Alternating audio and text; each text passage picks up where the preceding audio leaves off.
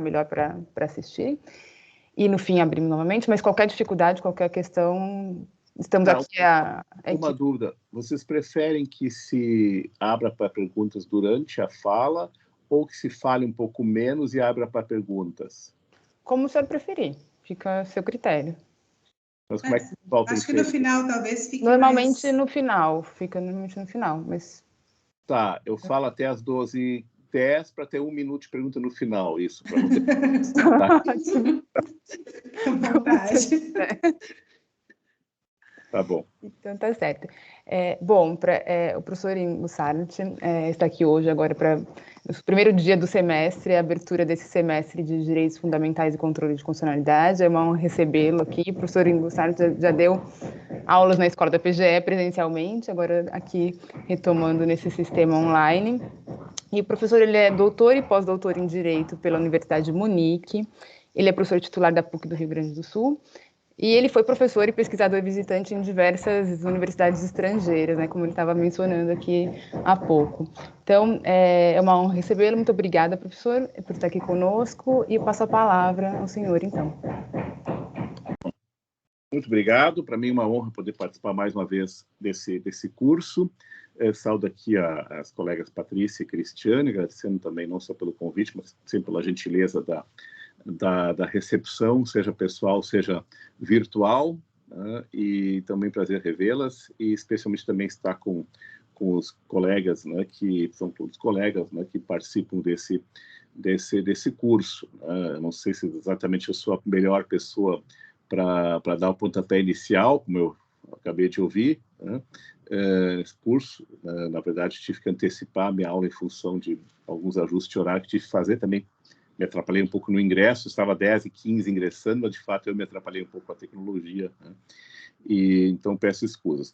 O tema, evidentemente, é um tema árido, né? Um tema que é em si, do ponto de vista teórico dogmático, um tema árido, e pode ser evidentemente ministrado em muito tempo, né? Evidentemente pode ser um curso à parte se realmente se embutir todas as dimensões possíveis, pelo menos todas as dimensões relevantes que envolvem eficácia e aplicabilidade das normas constitucionais, né? Especialmente aqui, é claro, com foco já nos direitos e garantias fundamentais. Estão me ouvindo? Está bem a minha imagem, a voz? Está tudo ok?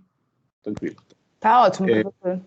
Tá bem. Então, e também eu estava mesmo há pouco numa reunião com um querido amigo meu, né, que, diria, no meu sentido, é de fato quem mais tem condições de versar sobre o tema, né, que é o professor Virgílio Afonso da Silva. Nós estamos juntos numa banca de concurso, não é? FRJ, para professor.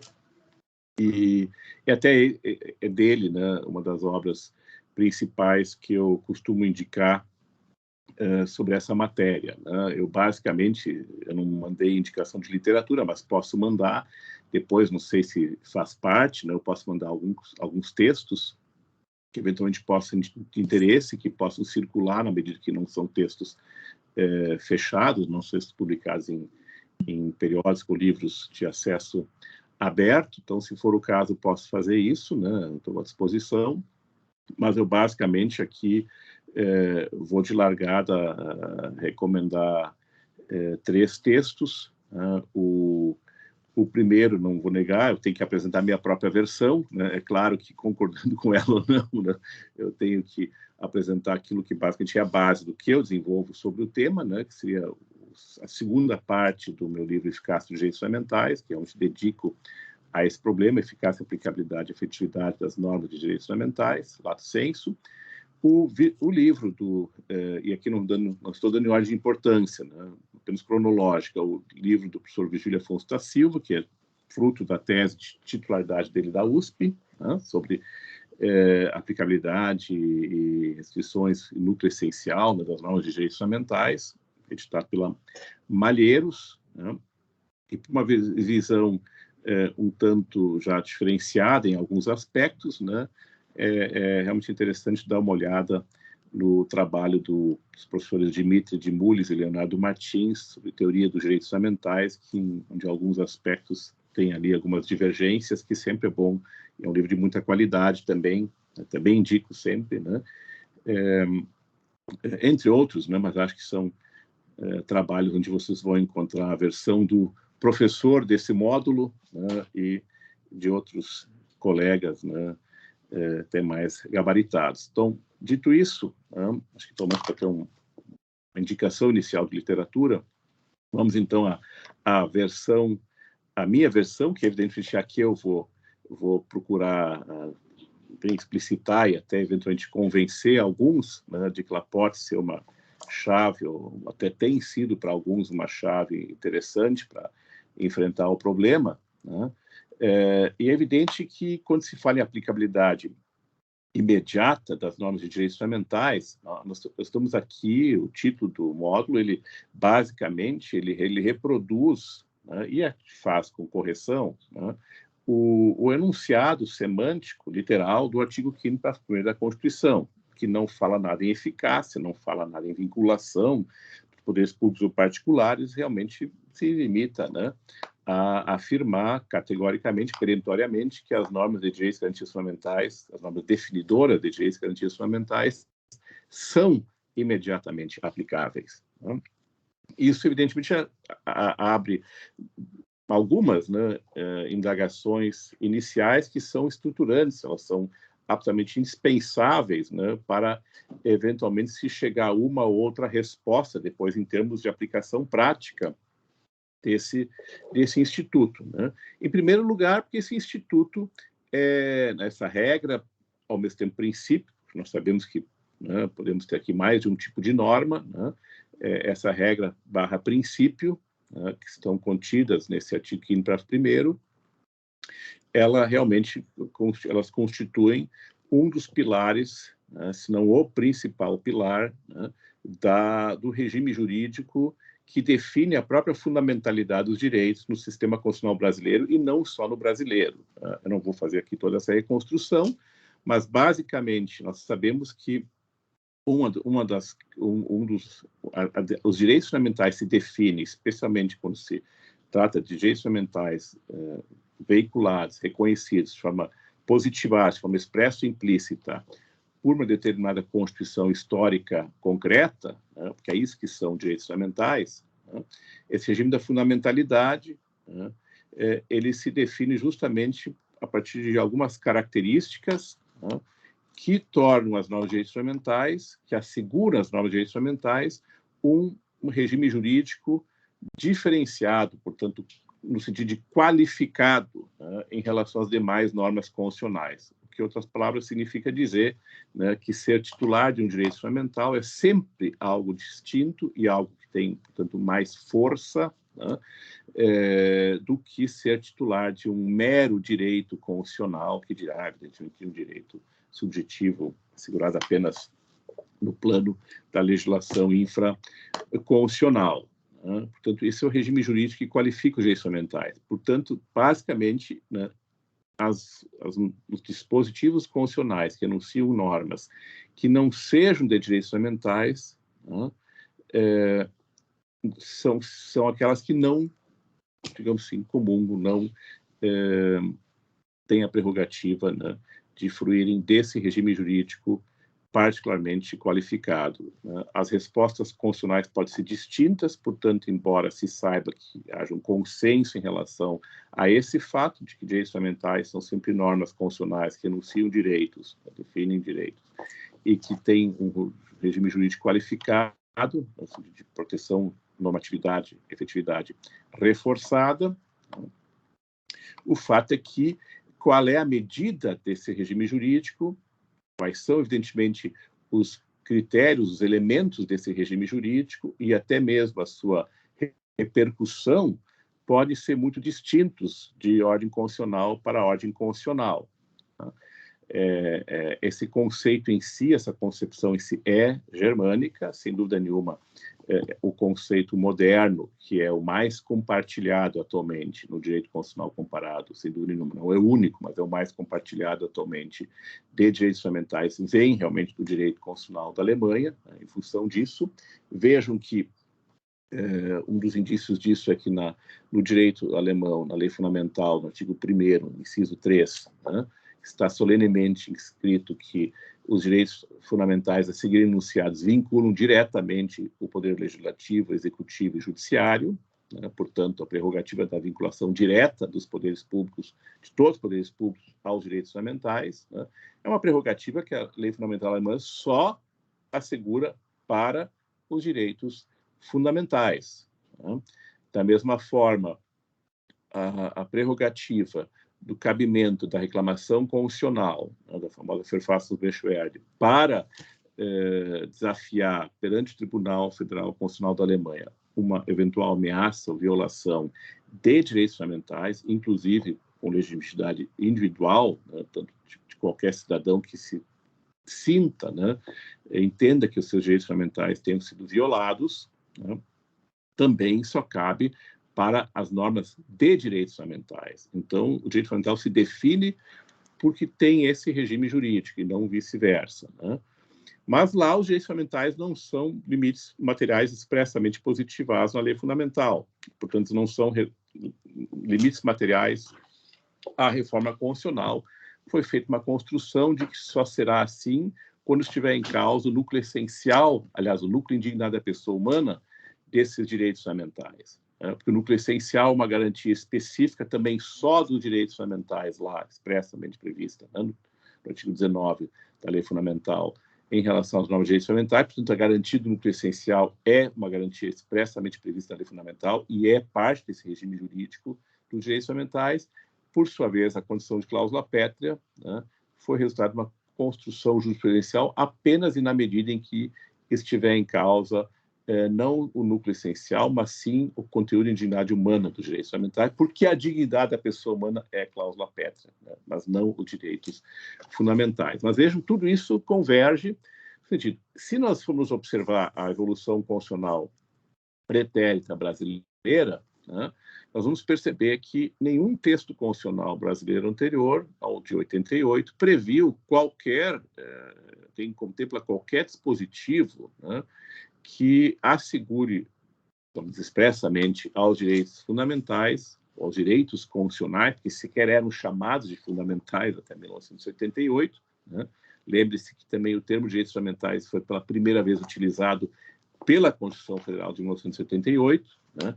E que a lei, inclusive, tratou expressamente, gostem alguns ou não, a distinção entre direitos humanos e direitos fundamentais, né? Ao falar que os direitos humanos têm primazia no contexto do artigo 4º, que versa sobre as relações internacionais do Brasil, e o título 2, né, solenemente tem como epígrafe dos direitos e garantias, né, fundamentais. Portanto, a própria distinção, né, evidentemente não oposição, nem necessariamente contraposição, né, não é isso que estou dizendo, entre essas duas esferas também está claramente prevista no texto constitucional.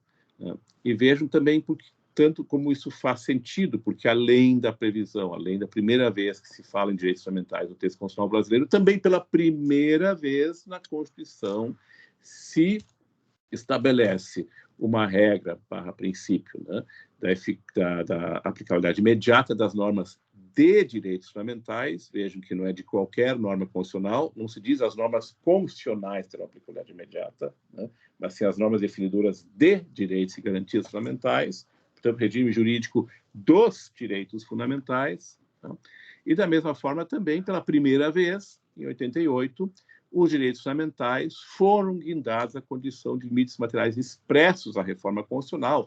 É claro que antes já havia alguma doutrina, jurisprudência, no sentido de que seriam limites materiais implícitos, mas do ponto de vista da arquitetura constitucional, da decisão constituinte, né, explicitada no texto, plasmada no texto da Constituição, foi só em 88 que os direitos fundamentais alcançaram a condição de cláusulas pétreas, ainda assim com uma discussão sobre se seriam todos os direitos fundamentais, só parte deles, dada a referência expressa ao artigo 5º, né? Aliás, no artigo 60, parágrafo 4º, inciso 4º, a direitos e garantias individuais e não ao gênero de direitos fundamentais. Mas nós não vamos tratar disso, né? Não vamos tratar da proteção e face à reforma constitucional, portanto, é apenas uma referência, né? Mas, portanto, nós aderimos sem qualquer concessão, né, a essa concepção do que são, em termos conceituais, em termos, né, realmente estruturais, normas de direitos fundamentais. Tá? Então, esse é o primeiro ponto. Né? O segundo ponto que, evidentemente, tem, e ainda assim hoje é objeto de ampla discussão, né? É claro que se a gente pega um autor só, e esse autor sustenta aquele ponto de vista, eu acho ele bacana, né? Muitas vezes aquilo, para mim, passou a ser a única verdade, é assim mesmo. Né?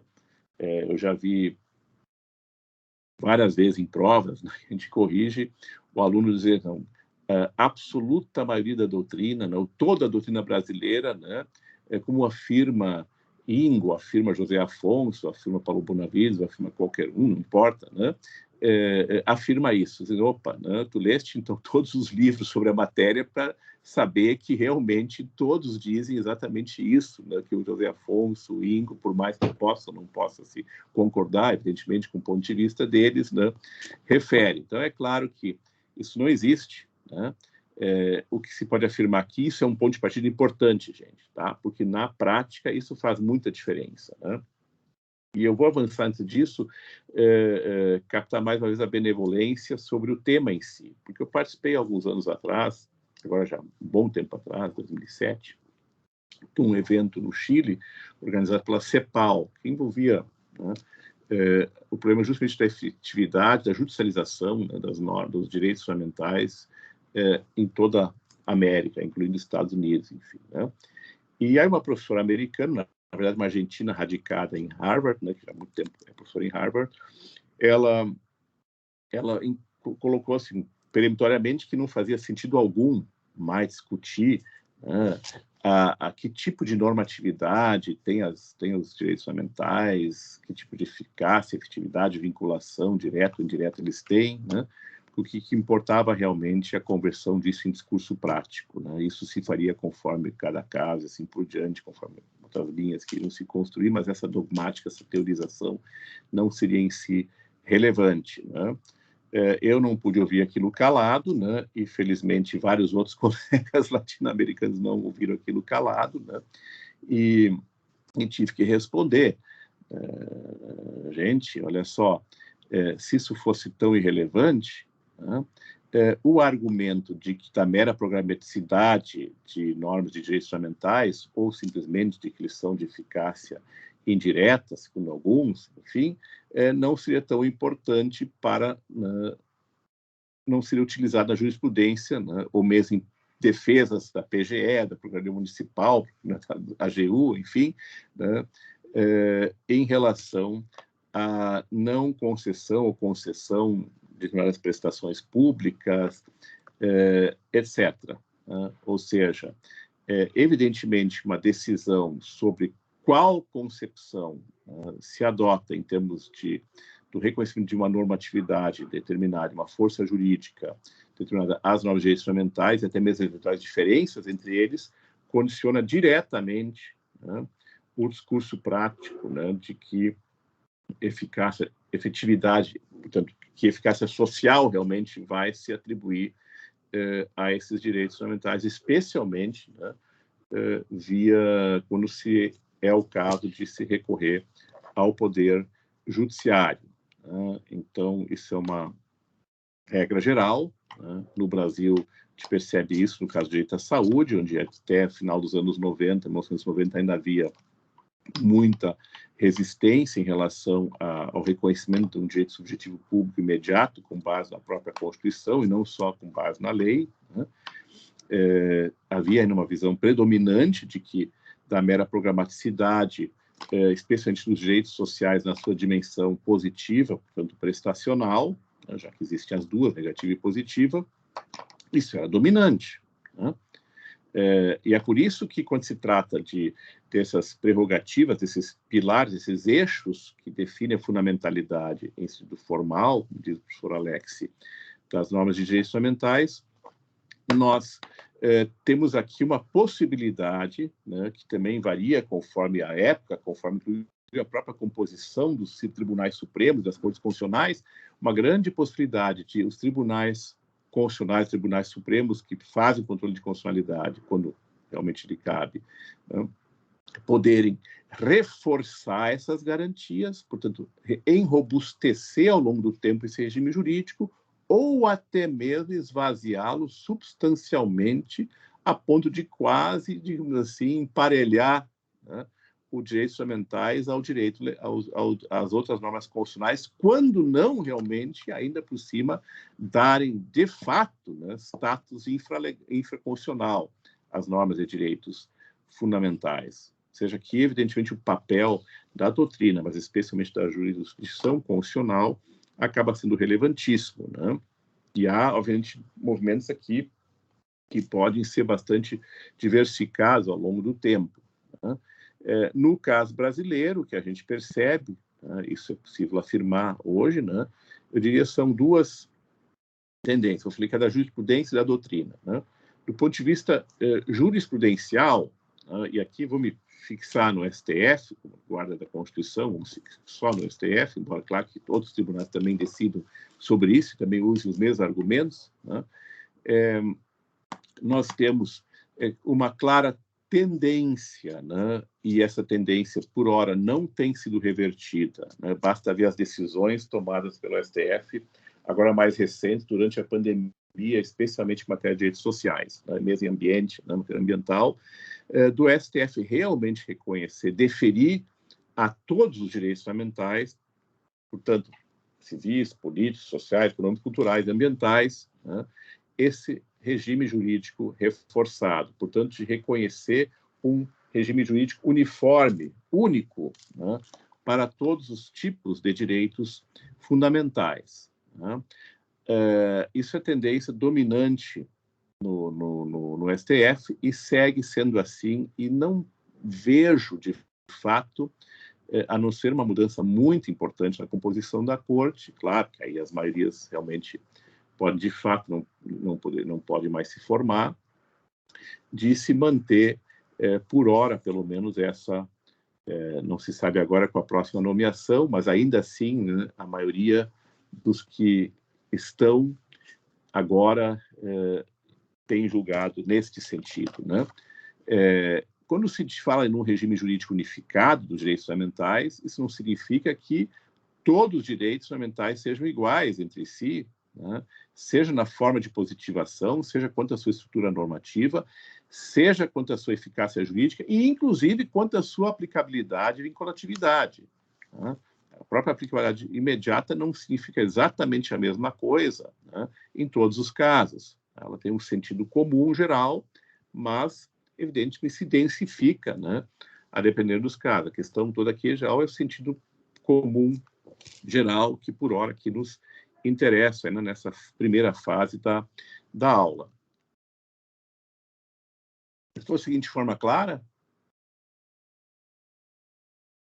Está bem assim? Então, se não tem oposição, vou seguir. Tá ótimo, professor.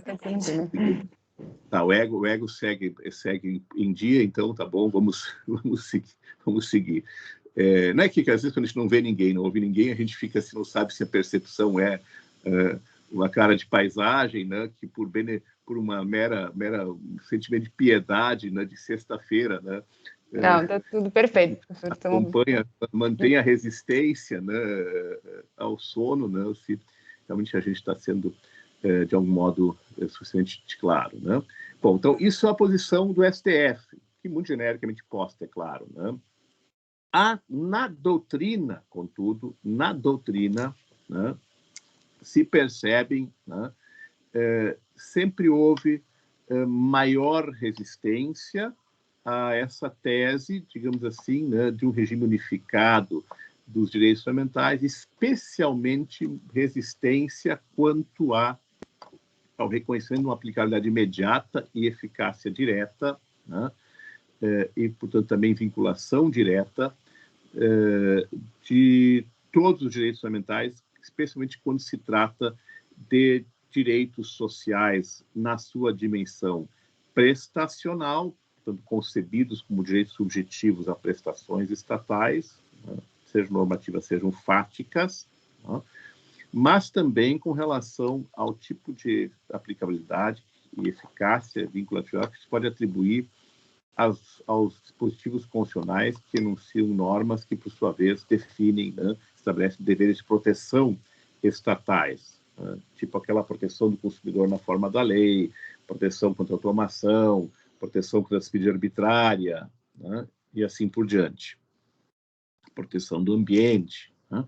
Então, nós temos diversos dispositivos, tanto no capítulo de direitos fundamentais quanto, evidentemente, em outras partes da Constituição, que remetem, né, a essa figura, expressamente essa figura dos deveres de proteção estatais, né? Então, é claro que há resistências, né? Desde o início, né, eu cito aqui alguns autores importantes, né? O professor professor Manuel Gonçalves Ferreira Filho, né? Ele tem uma posição que é mais conservadora. Aqui tem razões para isso, evidentemente, sempre trouxe boas razões para isso, né? Que não são razões em absoluto de se desprezar, né? Até porque, em grande parte, também no meu sentir, elas são absolutamente procedentes, mesmo que no tema de pense exatamente igual, mas acho que no conjunto, né, há uma certa inconsistência com o programa constitucional do direito positivo atual, né, porque ele realmente entende que não se pode dar eficácia direta, aplicável de imediata, a diversos casos, porque, enfim, isso não corresponde realmente mais à própria natureza das coisas, né? Então, essa posição, que é um pouco mais restritiva, né? Como nós sabemos, uma posição legítima, porque ela também é compartilhada no direito comparado por muita gente, né? E muita gente que tem também renome, como tem o professor Manuel Gonçalves aqui, por toda a tradição, evidentemente, dele nessa área, né? E temos também um livro, né, do ex-ministro, né, Sérgio Fernando Moro, né, e talvez não saibam que é mestre e doutor em Direito Constitucional pela Universidade Federal do Paraná, e um dos seus trabalhos, agora não saberia mais lembrar se é a dissertação de mestrado, tese de doutorado, mas isso é o menos relevante, né, tem um texto sobre a efetividade, enfim, das normas constitucionais, onde ele contesta a possibilidade de se estender essa aplicabilidade imediata, né, e eficácia direta às normas de direitos sociais. Ele limita realmente aqui isso aos direitos civis e políticos, né? O desembargador federal João Gebran Neto, né, que também foi um dos grandes nomes envolvidos nesse episódio, né, que não se sabe se exatamente superado ou não, né, mas com visíveis sequelas, né, que seguem no tempo, né, e traumas da Operação Lava Jato, né. Ele também tem um livro, né, resultado da dissertação de mestrado dele, chamado Aplicabilidade Imediata das Normas de Direitos Fundamentais, publicado pela Revista dos Tribunais, né, na ocasião, onde ele também frontalmente questiona, né, a aplicabilidade imediata dos direitos sociais, econômicos, culturais e ambientais, especialmente na sua dimensão prestacional, né, inclusive chegando a afirmar, e realmente não tem como concordar, que o Constituinte disse mais do que queria ter dito, né? Podemos até dizer que ele disse mais do que deveria ter dito, na nossa opinião, na opinião até da maioria, né? Mas dizer que o Constituinte disse mais do que queria ter dito, né, me parece um pouco exagerado aqui como argumento, né, em sentido contrário. Mas, dito isso, né, o fato é que existe mais um ou outro também pensando assim, né, e gradualmente que se percebe é que, em virtude, nos últimos tempos, especialmente nos últimos 15, 10 anos, né, tem se acentuado o número de vozes que acabam sendo mais céticas, ou até mesmo resistentes, de fato, em relação a um regime jurídico unificado de direitos fundamentais, especialmente quanto à sua eficácia, aplicabilidade e a sua condição de cláusulas pétreas, né, em virtude dos supostos, eu diria até em parte, né, possivelmente reconhecíveis, né, exageros, né, no campo da assim chamada judicialização, né? E é claro que, evidentemente, esses exageros que têm ocorrido, claro, em alguns casos, até eu que sou, né, defensor da efetividade dos direitos sociais desse regime unificado, reconheço que há, sim, momentos em que definitivamente se pode questionar seriamente algumas decisões, né, judiciais em relação a algumas circunstâncias, né, é evidente que isso acaba tendo esse efeito colateral, de exageros levar normalmente a reações maiores, né, em relação a essa doutrina de base. Né? Bom, esse é o quadro geral. Vamos agora novamente voltar um pouco mais os olhos para as minhas respostas, que não são só minhas. Eu aqui, evidentemente, aderi a vários outros autores, mas também acabei formando, ao longo do tempo, algum tipo de discurso que eu posso considerar próprio, né? Há um bom tempo atrás, né? Já que eu estudo esse tema desde a minha tese de doutoramento, de 95, 96. O fato é que eu não consigo conceber os direitos fundamentais na Constituição brasileira como não sendo submetidos a um regime jurídico unificado, né? Primeiro, porque não é possível, no meu sentir, fazer uma interpretação que é manifestamente contra o sentido literal da Constituição, do texto constitucional, né? Porque eu não consigo realmente, né, entender que o Constituinte, né, tivesse qualquer intenção, pelo menos majoritária, evidentemente, em ao reconhecer os direitos fundamentais como gênero, né, no título 2 da Constituição, e os demais claramente como espécies nos capítulos, né, e ainda que seja no artigo 5º, referir que as normas definidoras do gênero de direitos garantidos fundamentais têm aplicação imediata, aplicabilidade imediata, né, ter que, no fundo, né, imaginado que não são todos os direitos fundamentais que deveriam ter essa aplicabilidade imediata, portanto, também essa eficácia direta. Né? E vejam também que, do ponto de vista genético, histórico-genético, que obviamente não deve ser o primeiro, mas o único argumento, né? Temos já o literal, que é um deles, é importantíssimo, matéria constitucional, especialmente quando se trata de assegurar direitos e não retirar direitos, né? E nem força jurídica a direitos fundamentais. Tem mais esse detalhe. Nós tínhamos o projeto Afonso Arinos, que, embora não tenha sido, evidentemente, como se sabe, oficialmente, né, um anteprojeto para a Assembleia Constituinte 87 e 88, ele, de fato, foi acessado, e não pouco acessado, pelos constituintes de 1987 e 88, e se fez bem acessá-lo, porque, independente de ser um projeto oficial, era ou não, era, de fato, uma base muito rica, né, de sugestões. É um texto muito rico e até extremamente avançado, no geral, né, em relação a uma série de matérias, né, inclusive mais avançado, né, é possível afirmar em alguns pontos do que o próprio texto constitucional de 1988, né, que, é claro, temperou algumas coisas, e acho que também, ao temperar uma série de coisas, fez bem, porque ainda assim é acusado de ter muitos exageros, né, especialmente em matéria social, econômica, né, e assim por diante. O fato é que nesse projeto Afonso Arinos havia a previsão, se não me falha a memória, começa a falhar lá ao longo do tempo, né, mas também, novamente, o dispositivo, o número do artigo que menos importa, mas me parece que era o artigo 10 do projeto da Comissão Afonso Arinos, reconhecia muito mais do artigo 5º, para primeiro passou a reconhecer. Ele afirmava que as normas constitucionais, gênero, normas constitucionais, teriam uma aplicabilidade imediata. E mais, né, reconhecia expressamente a possibilidade do Poder Judiciário, na ausência de regulamentação das normas constitucionais, expedir um provimento substitutivo, provisório, né, para assegurar em concreto essa eficácia e aplicabilidade das normas de direitos, das normas constitucionais. Né? Quer dizer, vejam que, na verdade, ele era muito mais ousado nesse campo do que o próprio texto de 1978 acabou sendo. Né? Então, realmente não consigo, né, aceitar muito bem, por razões que, evidentemente, me parecem quase óbvias, né, de que o Constituinte não quis, desde logo, né, reconhecer, pelo menos quanto a esse aspecto, um regime geral dos direitos fundamentais. E por que isso não é um problema, ou pelo menos não é um problema na medida em que muitos veem nisso um problema? Né? E também não sou eu quem digo isso sozinho. Né? Em primeiro lugar, isso não é um problema como muitos veem, né?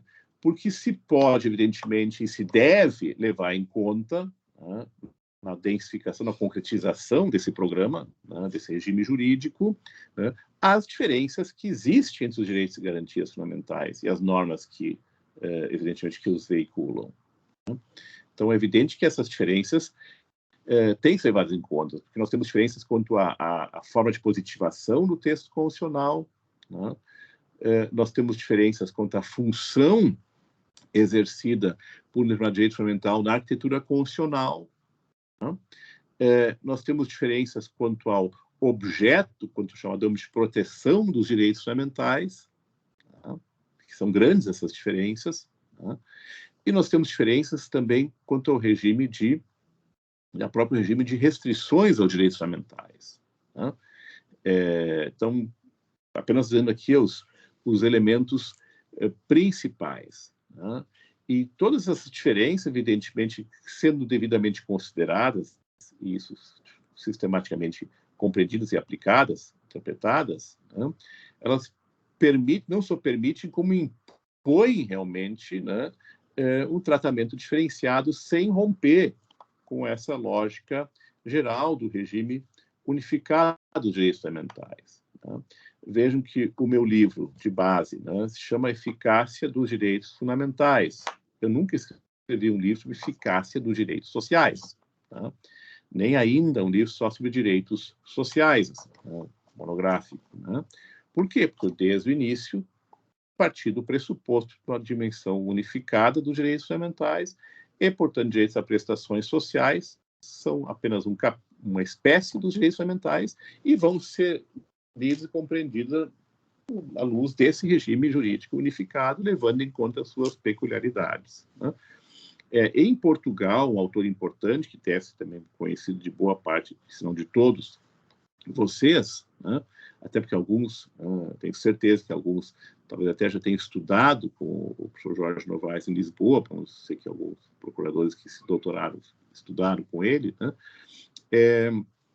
Ele tem uma obra específica sobre direitos sociais, né, direitos sociais quanto direitos fundamentais, né, que, de certa forma, revela uma certa contradição, né, porque ele teve que escrever um livro sobre direitos sociais, só sobre direitos sociais, para provar, né, tentar provar que eles são fundamentais nos demais e que, ao fim e ao cabo, o regime jurídico unificado. Mas, claro, é uma obra mais recente, bem mais recente que o Eficácia, que outras obras, né? O próprio professor Alex parte do regime unificado, na teoria dos direitos fundamentais dele, né? E então não é o primeiro livro a defender um regime unificado, de longe, né? Mas é claro, ele defende o regime unificado e com muito vigor, né? E até com muita coragem, né?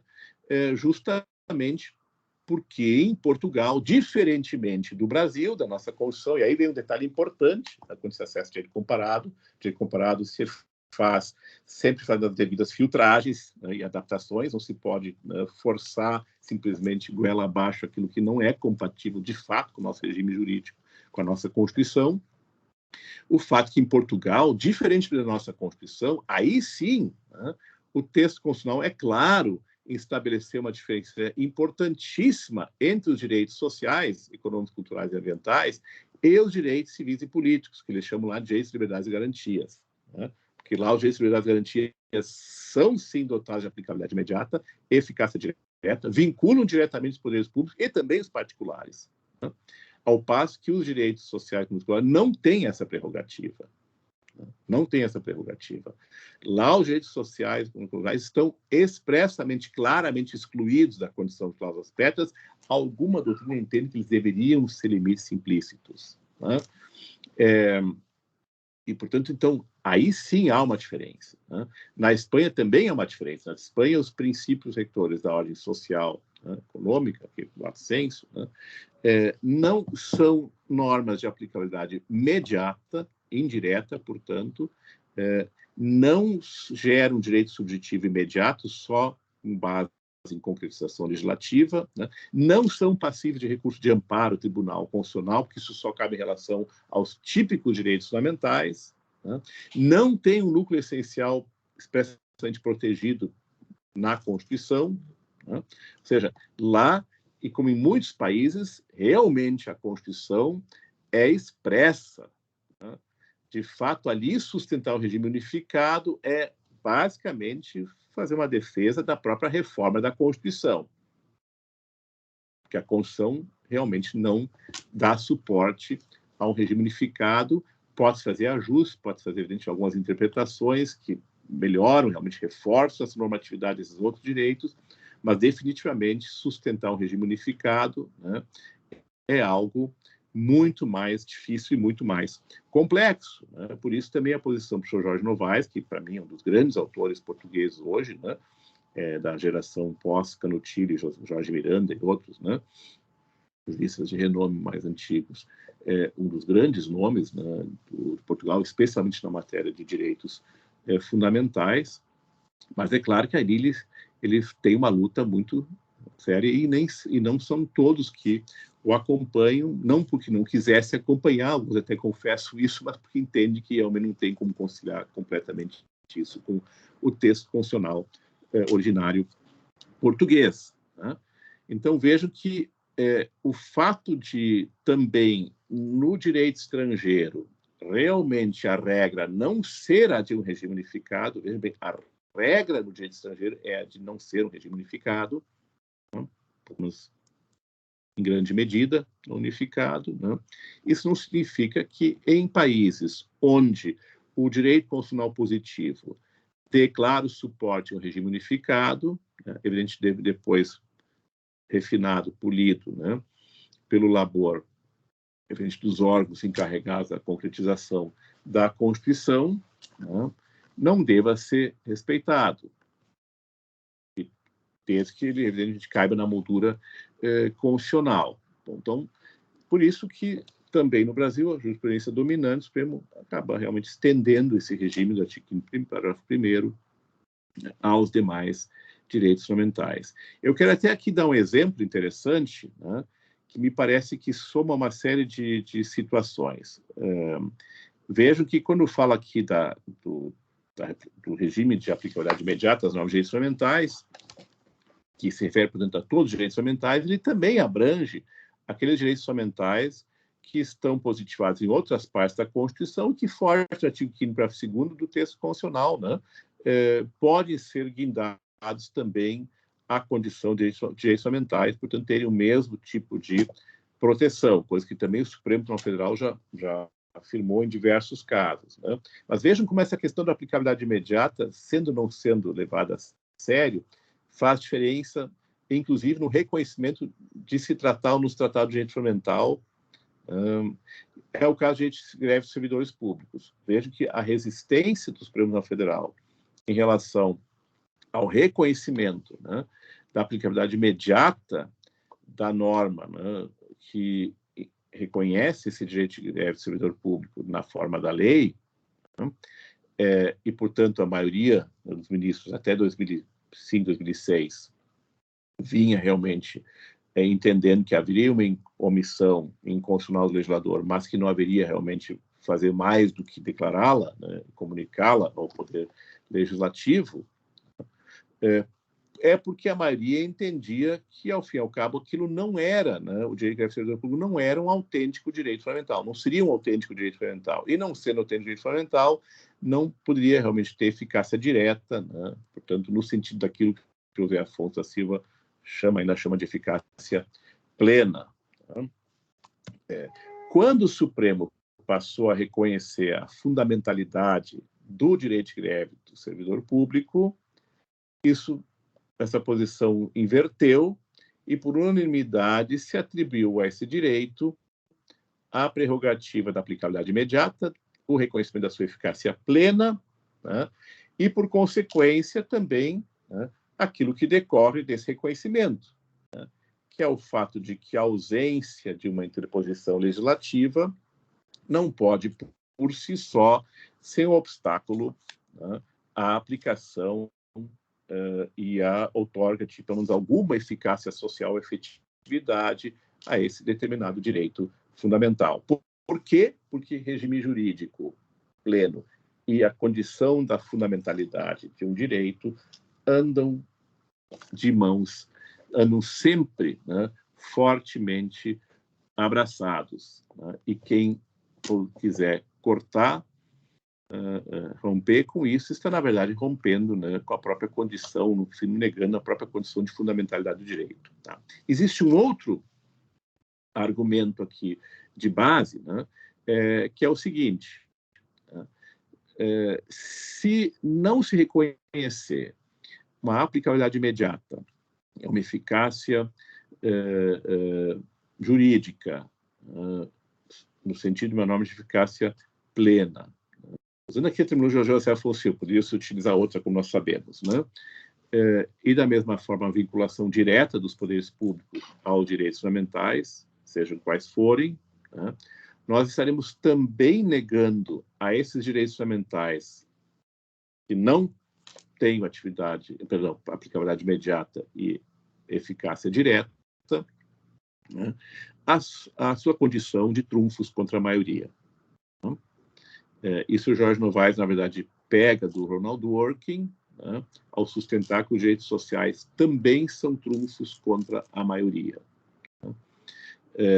E, basicamente, a negação desse regime jurídico, a parte que seja os direitos fundamentais, também significa, né, ao fim e ao cabo, a redução desses direitos fundamentais a direitos legais e não direitos condicionais. Porque se condicionar sempre, né, o reconhecimento de um direito social à prestação como direito subjetivo, evidentemente, né, exigível em juízo, né, há uma prévia interposição legislativa, se isso for a regra, e não se prevê pelo menos algumas exceções, né, se estará, ao fim e ao cabo, também, né, colocando sempre a decisão legislativa, sem exceção, como nesses casos, sobre, acima da Constituição.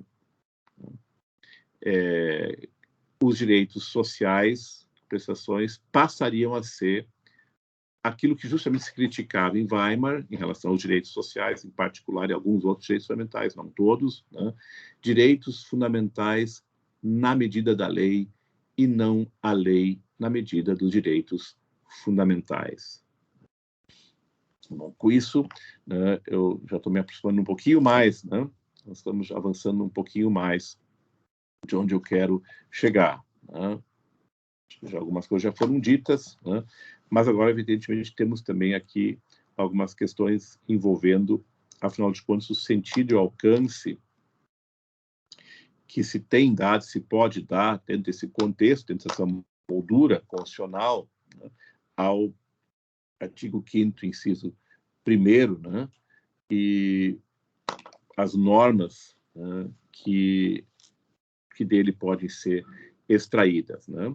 E aqui já aponto para um outro aspecto que tem sido e é de alta importância nesse contexto, qual seja o fato de que a redação do artigo 5º, parágrafo 1º, é sim de uma felicidade ímpar. Nós sabemos que o legislador e o nosso constituinte, então, evidentemente mais ainda, né, nem sempre peca ou pecou aqui pelo primor, né, na técnica legislativa, na técnica de própria redação dos enunciados, né? Não pecou pelo primor na sistematização do texto constitucional em vários momentos, né? Também em matéria de direitos fundamentais, como também, evidentemente, não acabou realmente zelando pelo primor na legislativa, até mesmo em diversos enunciados de direitos fundamentais, levando, inclusive, por isso, a muito mais incompreensões e possibilidades de respostas diferentes, de interpretações diferentes, do que precisaria levar naturalmente, porque sempre leva, evidentemente, a isso, né? Existem diversos exemplos a demonstrar isso no campo dos direitos sociais, então, eles pululam, né? São muitos, dado o fato de que os direitos sociais são enunciados de forma genérica no artigo 6º, sem qualquer referência ao seu objeto, ao seu alcance, assim por diante, né? E somente depois, na ordem social, é que vai novamente, né, nos diversos itens, os direitos sociais específicos encontrarem uma maior definição, já concretização nível constitucional pelo constituinte originário, né? Mas aí gerando realmente mais problemas do que seriam necessários na medida em que ali não se trata de realmente títulos de direitos fundamentais, mas sim da ordem social. Ali já se coloca o problema de, afinal de contas, o que ali daquilo, né, que se trata da previdência, da assistência social, da educação, da saúde, enfim, na ordem social, de fato ainda pode ser considerado uma norma de direito fundamental, portanto, detentora do regime jurídico qualificado, e aquilo que definitivamente não pode ser enquadrado como sendo parte, né, desse conceito de direito fundamental social, saúde, educação, porque se correria também o risco, e é um risco real, que às vezes se percebe que as coisas às vezes andam próximas a isso, de considerar tudo que está na ordem social, literalmente tudo que está na ordem social, como sendo cláusula pétrea, e tudo que está na ordem social, né, todas as normas enunciadas na ordem social, como sendo diretamente, imediatamente aplicáveis, que tenham eficácia direta ou plena, né, não importa aqui o termo, e também que vinculem diretamente todos os poderes públicos. Né. Então, é claro que esse é um dilema que nós temos enfrentado na doutrina, evidentemente, na prática, né, de todos os atores envolvidos, diuturnamente. Né. Então, é claro que isso também decorre um pouco, né, da sistematização não lá muito feliz, né, e também da terminologia não muito feliz utilizada pelo... Vamos pegar um outro exemplo, né? Afinal de contas, o que é privacidade e intimidade? A maioria das constituições não fala em intimidade, fala apenas no direito à privacidade, ou no direito à reserva da vida privada, ou à vida privada, mas raramente um texto constitucional fala em intimidade. Logo se começa a colocar a discussão, afinal de contas, o que é um, o que é outro, enfim, e aí já surgem uma série de arestas. Um outro exemplo, na liberdade de expressão e comunicação, né, quando a Constituição refere no artigo 5º, inciso 4º, né, que é a livre manifestação do pensamento, vedado ao anonimato. Só que depois, quando trata da comunicação social, lá na ordem social, mas também trata da liberdade de informação, a liberdade artística, a liberdade de imprensa em geral, né, de expressão em geral, não refere nada sobre a vedação do anonimato. É evidente que se fez uma construção de que isso vale para tudo, né? Mas, na verdade, a Constituição deu espaço a que não valesse, né? A que a interpretação dominante pudesse ser diferente. Né? Sim, são diversos exemplos que nos permitem, né, confirmar essa situação, mas que no campo de direitos sociais acabam sendo mais dramáticos, né, como sabemos, pelas consequências que isso gera. Pois bem, afinal de contas, qual é o sentido que se pode, né, no meu sentir, e repito aqui, ainda dominante, né, a esse artigo 5º, parágrafo 1º e as normas que enunciam. Né? Durante um tempo, né, houve uma tendência, né, de se reconhecer ali basicamente uma norma princípio. Né? Uma norma princípio porque é uma norma que dispõe sobre a aplicabilidade, eficácia jurídica e possibilidade de efetivação de outras normas jurídico-constitucionais, que são as normas que definem, né, direitos e garantias fundamentais. Né? É evidente que uma norma que dispõe sobre a aplicação de outras normas, né, normas que, por sua vez, são, em grande parte, mas não só, claro, não exclusivamente normas princípio, né, que, por sua vez, também não definem exatamente e previamente, né, nem todo o sistema de proteção, nem muito menos os seus limites, né, e possibilidade de aplicação, né, é evidente que essa norma não poderia ser uma norma regra. Né, e é dali que, com razão, né, já há muito tempo, Portugal Canutilho, né, o principal autor que em Portugal desenvolveu essa concepção, entendem que nós temos ali um princípio que realmente impõe aos poderes públicos, a todos eles, né, tem vinculação direta dos poderes públicos, a maximização, a otimização da eficácia, aplicabilidade e efetividade de todas as normas de direitos fundamentais, sejam elas sociais, econômicas, culturais, ambientais, sejam civis e políticos. Né? Então, essa também é uma concepção que foi adotada na doutrina brasileira, ela é dominante, né, e segue assim até hoje. Né? Paralelamente a isso, né, passou, ao longo do tempo, também se afirmar, né, uma segunda alternativa que, no meu sentir, é perfeitamente compatível com a primeira. Né? As duas coexistem, podem e devem coexistir. Né? É porque o enunciado literal, realmente, isso o professor Virgílio Afonso da Silva apontou já há bastante tempo atrás, né? Ele tem a formulação, pelo menos o texto, formulação de regra, né? Que, na verdade, ele não dá uma opção, ele não diz que as normas regionais podem ter ou não, né, eficácia, aplicação imediata. Ele, claramente, as normas de finanças regionais têm aplicação imediata, elas são imediatamente aplicáveis. Não existe uma opção para o aplicador, né, das normas de direitos fundamentais em dizer, não, elas não são imediatamente aplicáveis. Nesse caso, elas não são. Há um comando constitucional expresso, direto, prescritivo, né, de que as normas de direitos fundamentais, todas elas, são gênero, se partindo desse pressuposto, né, dessa interpretação genérica, têm aplicabilidade imediata.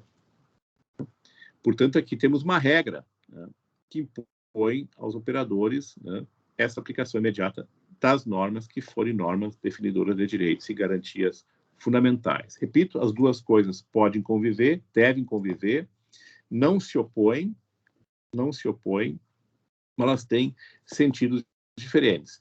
Da mesma forma, o fato de a nossa Constituição não referir o termo eficácia e não referir o termo de vinculação dos poderes públicos, né, não significa que isso não possa, e não, aliás, nem poderia ser gente, que isso não deva ser deduzido, extraído do texto constitucional, porque não há como falar em aplicabilidade imediata sem falar simultaneamente em níveis de eficácia jurídica das normas constitucionais e, evidentemente, as possibilidades de atribuir às normas constitucionais, sejam quais forem, agora aqui, especialmente direitos fundamentais, a sua devida eficácia social, que sempre será maior ou menor.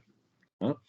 Então, mas, ao mesmo tempo, também se percebe que, embora todas as normas constitucionais e também as direitos fundamentais tenham a sua eficácia jurídica maior ou menor, né?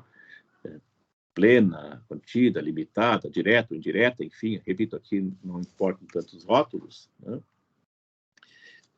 E todas as normas constitucionais serem, evidentemente, também dotadas de aplicabilidade, né, imediata ou não, dependendo da posição do autor, né? E todas as normas constitucionais vincularem os poderes públicos, né, porque senão elas não seríamos Constituição, teríamos, na verdade, um poder constituído definindo o que é a Constituição, né? Não teríamos supremacia constitucional real, né? O fato é que não se trata da mesma coisa, da mesma figura, né? Veja que a Constituição portuguesa, a Constituição alemã não fala nem em eficácia e nem fala nem em aplicabilidade. Ela fala as normas de direitos fundamentais vinculam diretamente os poderes públicos. Mas disso também se extraiu, para a doutrina de jurisprudência constitucional, o mandamento da eficácia direta das normas de direitos fundamentais e da sua aplicabilidade imediata, né? Embora isso não seja escrito no texto constitucional. Porque não há como sustentar a eficácia, a vinculação direta de direitos fundamentais, pelo menos sem reconhecer também, para que esse regime jurídico tenha a sua plenitude, essas duas outras prerrogativas, né? Da mesma forma, na Constituição Portuguesa, a gente já vê algo diferente. Na Constituição Portuguesa usa os três termos. Ela fala tanto em eficácia, quanto em aplicabilidade, quanto em vinculação direta, o que mostra que não se trata da mesma figura, mas que elas andam, sim, juntas. Existem conexões inevitáveis, né, entre essas figuras. E, portanto, também no caso brasileiro, é evidente, não podemos descurar da eficácia do início das normas constitucionais, nem da sua eficácia social e efetividade, porque isso, evidentemente, não se pode dissociar da questão da aplicabilidade imediata ou não dessas normas. Então, esse é um outro aspecto que eu gostaria aqui já deixar salientado, né? Veja que eu estou aqui fazendo aquilo que me parece que foi solicitado, né?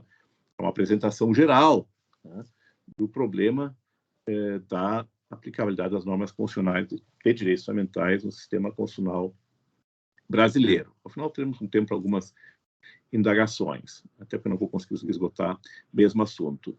Pois bem, com relação às classificações já existentes, né, sobre nessa matéria, né, nós também temos que ter um certo cuidado, porque existem classificações que são distintas, mas não são contraditórias entre si. Elas podem ser aplicadas em conjunto, as diversas classificações, e até mesmo é muito produtivo que se as utilize em conjunto, porque elas podem, né, tornar até mais fácil, mais racional, né, a utilização dessas categorias, desses parâmetros, né? Mas existem classificações que são baseadas num certo critério e outras são baseadas num outro critério, né? Então, quando se fala nas diversas teorias sobre as normas constitucionais, com base na sua aplicabilidade e eficácia jurídica, né, nós não podemos confundi-las com outras categorias. Por exemplo, né, o professor Celso Antônio Bandeira de Mello, ele não segue o mesmo critério de classificação, como nós sabemos, do que o professor José Afonso da Silva, do que o professor Barroso, do que o professor Celso Bastos e o ministro Carlos Brito, que, né, tem um livro esgotado, nunca mais republicado, mas muito bom, sobre a matéria, né, que o João Horácio Meirelles Teixeira, ainda antes do professor José Afonso da Silva também, escreveu sobre o tema, etc., etc., né?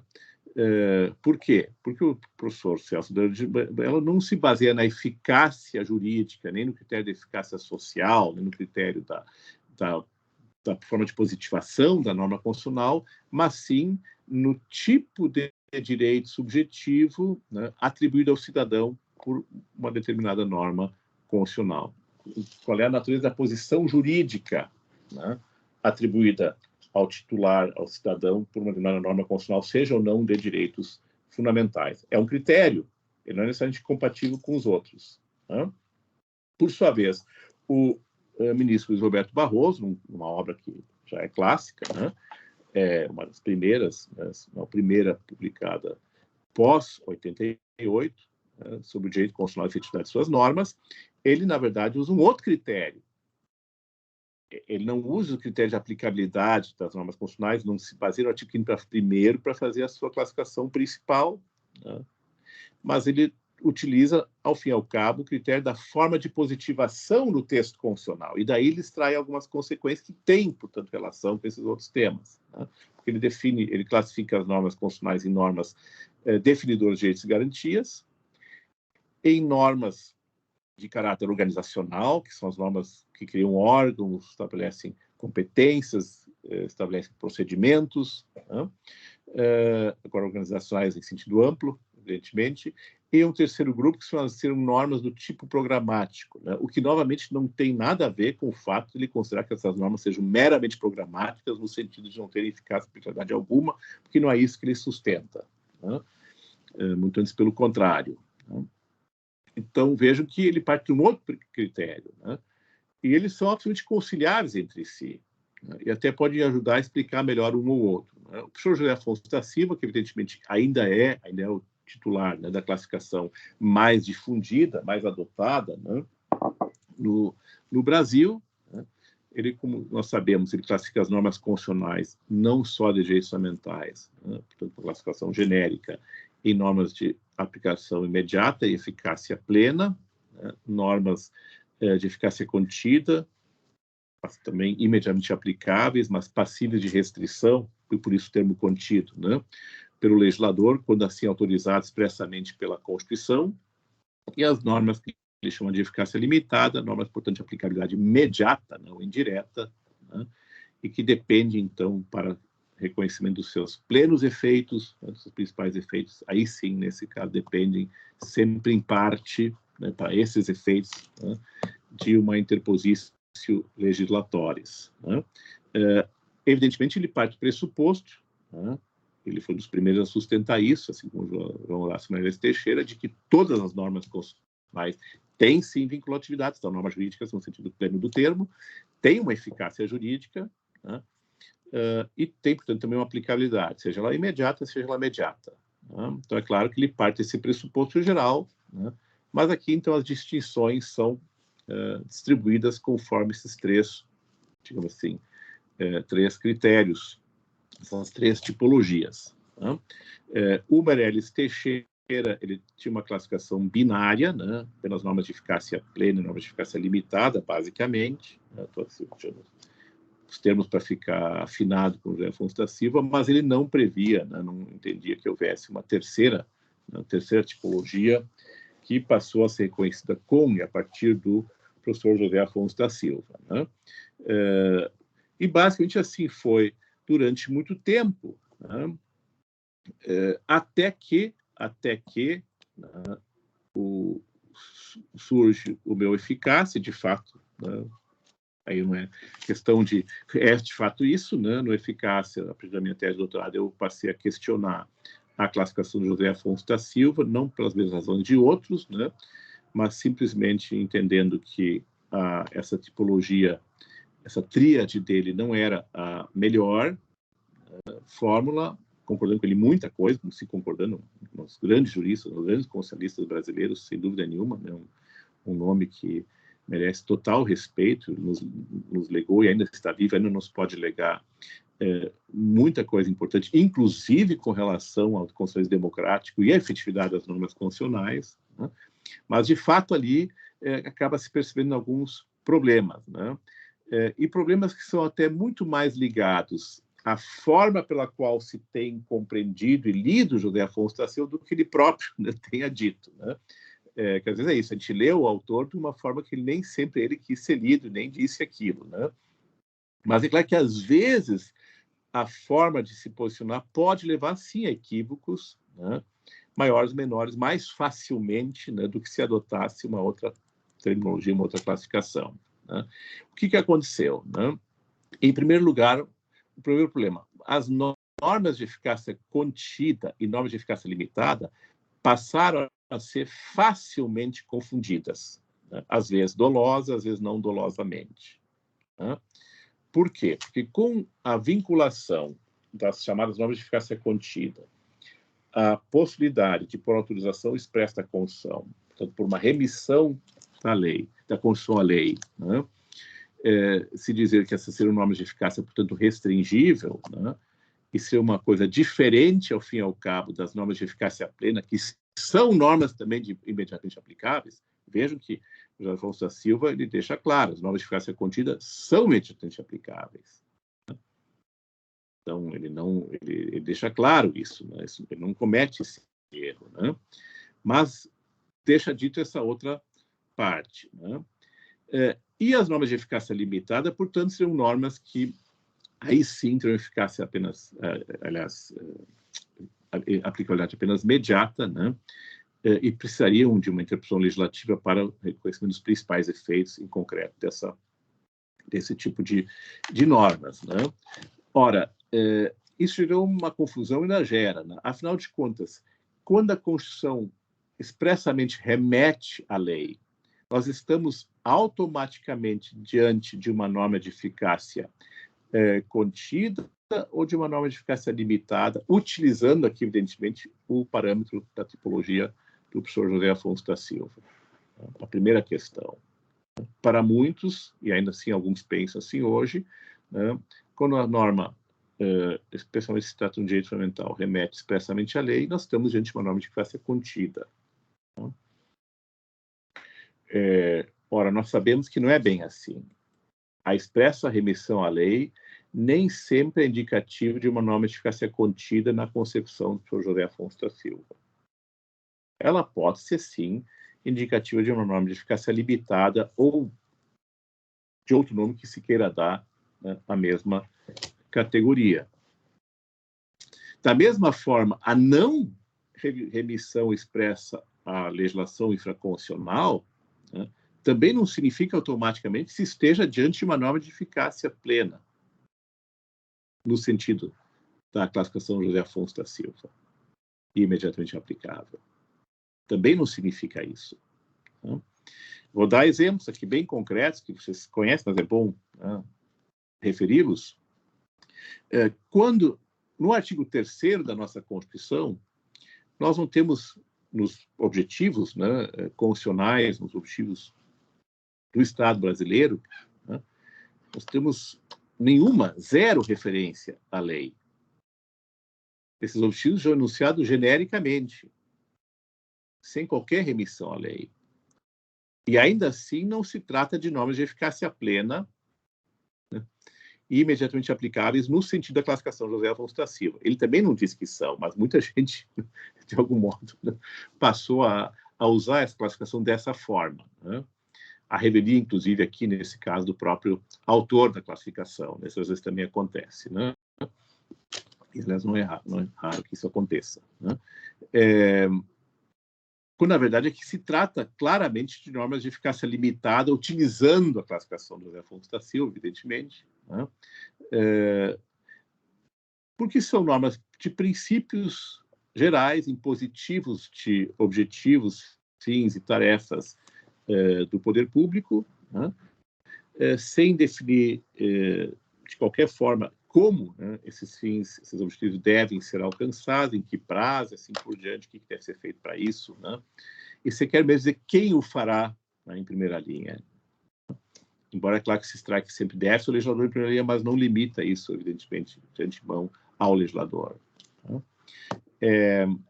Quando a Constituição, no artigo 5º, inciso 32, de uma forma melhor, enuncia que dever, a proteção do consumidor é dever do Estado na forma da lei, sei que aqui estou reproduzindo de forma literalmente o dispositivo, mas que está promoverá a proteção do consumidor na forma da lei, né? Esse enunciado semântico, né, literal, ele, na verdade, enuncia um dever de proteção, e ainda por cima diz que ele deverá ser exercido pelo Estado na forma da lei. Então, se trata aqui de um dever de proteção, que simultaneamente enuncia uma tarefa, né? E quem vai exercer essa tarefa em primeira linha, né? Portanto, aquilo é o que se trata de uma típica imposição legiferante na linguagem do professor Canotilho, né? O fato, e aí nós temos justamente uma questão de interpretação, o fato é que essa norma, esse dispositivo, está no título dos direitos fundamentais. Está no título dos direitos fundamentais. Ele não enuncia um direito. Veja que ali a palavra direito não existe no artigo 5º de 132. Apenas existe o dever de proteção. O texto constitucional, embora se trate de um texto previsto no título dos direitos fundamentais, não refere à palavra direito. Só o Estado terá o dever de proteger o consumidor, e ainda por cima na forma da lei.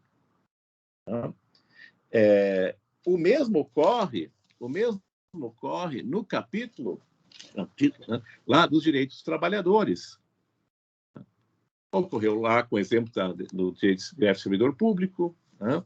Ocorre com o exemplo da proteção contra a despedida arbitrária, ocorre com o exemplo da proteção contra a automação, enfim, né? Existem, portanto, diversos dispositivos constitucionais que remetem, também na ordem social, né, à proteção a deveres de proteção estatais, remetendo à lei e sem qualquer referência no próprio dispositivo a direitos. Ora, isso levou e leva ainda hoje, né, setores da doutrina e parte da jurisprudência, a entender que isso não são sequer típicos direitos fundamentais, né, são normas impositivas de legislação, portanto, não são normas que não podem ter aplicabilidade imediata, né, e realmente só se pode ter um efeito útil, né, a partir mediante, né, um comando legal prévio. Então, é uma interpretação que, vista assim, com base, evidentemente, no enunciado literal, ela é defensável, né? Agora, se nós formos sustentar, como eu sustento, e ainda hoje a maioria sustenta, de que isso não afasta essa formulação textual, embora não seja a formulação de um direito propriamente dito, né? Não afasta a condição de um direito, porque, afinal de contas, norma e texto não se confundem, né? E do texto do artigo 5º, inciso 32, eu também posso extrair uma norma que define um direito fundamental, ainda que não explicitada textualmente, no sentido de um direito do consumidor à proteção, Estado, um direito à proteção, pelo menos um direito fundamental subjetivo à proteção, o mesmo ocorrendo, evidente, da mulher, do trabalhador com disciplina arbitrária, assim por diante, né? Aí eu já posso e devo, aliás, né, de forma coerente, entender, bom, a norma que define o direito à proteção do trabalhador, proteção do consumidor, ou proteção do ambiente, né, seja quem for seu titular, o ser humano, ou a natureza como um todo, só os animais, enfim, não importa aqui para esse efeito, aí nós vamos ver que, como a aplicabilidade imediata é das normas que definem fundamentais e não dos textos respectivos, né, que essa norma de direito fundamental, essa deve ter aplicação imediata, aplicabilidade imediata, vinculação de eficácia direta ou plena e vinculação plena dos poderes públicos, poderes constituídos, né? Nós temos duas normas, pelo menos, ali no artigo 5º. A norma que realmente veicula um dever de proteção, que tem sustentação direta no texto, né? E que essa sim, evidentemente, ela exige que o legislador faça isso, né? Sem sequer dizer como ele vai fazer, qual é a extensão do que ele vai fazer, né? Essa norma até pode ser considerada uma norma de eficácia limitada, nessa classificação de Silva, mas temos uma norma que define um direito, não só porque isso está no título dos direitos fundamentais, né, que aí já seria até mesmo uma cogência, né, mas, evidentemente, pela ratio, né, do constitucional que se embute aqui, né. A mesma coisa quando se fala em direitos trabalhadores, é evidente que aqui estamos falando de um direito trabalhador e que não se limita àquele enunciado textual, né. Isso é assim, né? Quando a Constituição fala em direito à saúde, o artigo 6º, direito à moradia, né? Ela não define sequer do que se trata, né? E é evidente que existem diversos direitos à moradia, o direito à prestação, o direito negativo, né? Existem diversas formas, inclusive diversos subdireitos, né? Porque cada direito fundamental, no sentido amplo, como nós sabemos, né? Se decodifica em um conjunto de posições subjetivas, positivas, negativas, né?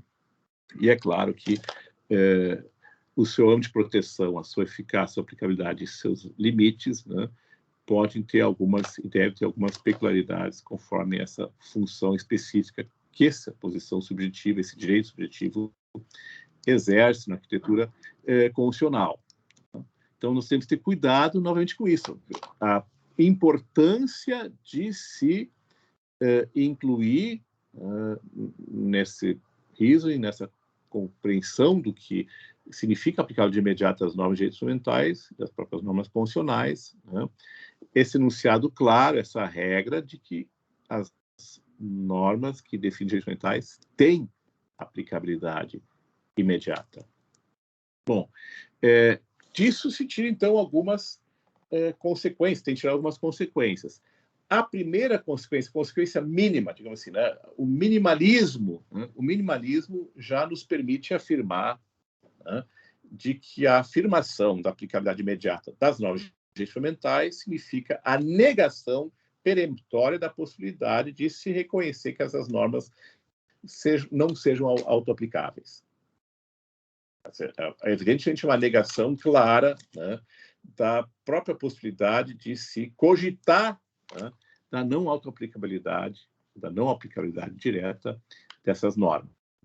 É uma regra, uma prescrição clara, né, textual, literal, né, na Constituição. Repito, isso não significa como se dá, qual é o nível de eficácia maior ou menor, que pode variar muito conforme cada direito fundamental.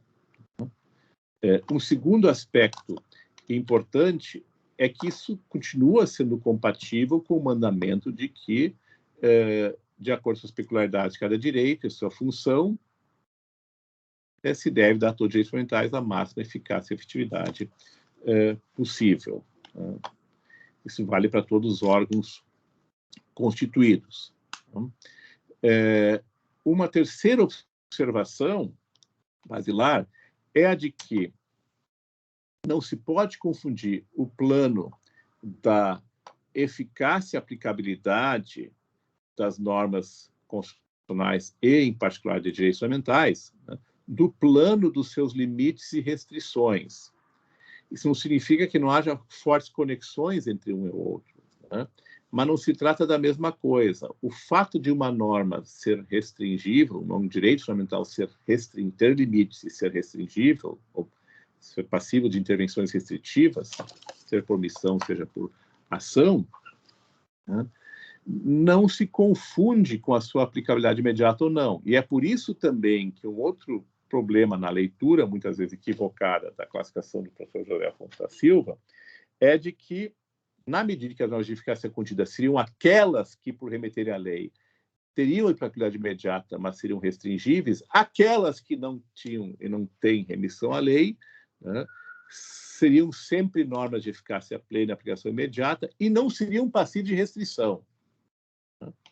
Ora, se fosse assim, o direito à liberdade de informação, de expressão, seria um direito absoluto, porque não tem nenhuma referência à lei, né, ali.